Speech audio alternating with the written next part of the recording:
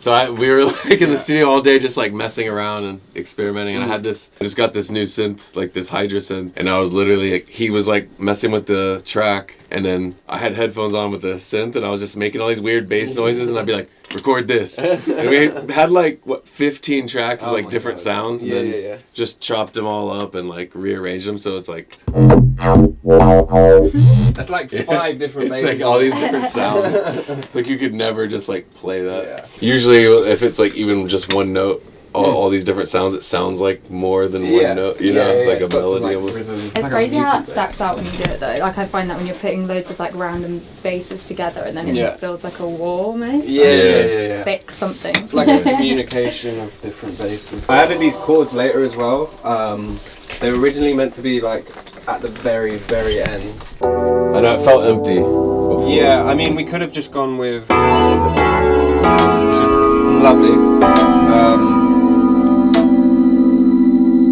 But then this is like a nice. That was the first thing that came into my head. Like sometimes I hear it's like the first time I hear that whole thing, I was that good. Always got to have attention. Yeah, I love that. Every song. Oh my god, it's burning. I almost said the city never. I had that old thing in my head. As the like first time we ever heard it, like my girlfriend got it really stuck in her head. Anytime we turn off the light, she goes, turn down. And then we go lights. I love that. That's so good. That voice is like, you know, Chris Lorenzo.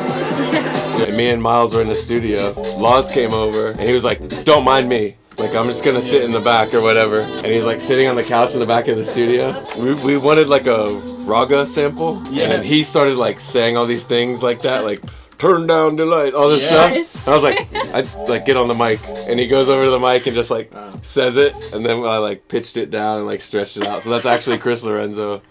Chris Lorenzo's voice. Crazy. Yeah, it's so good.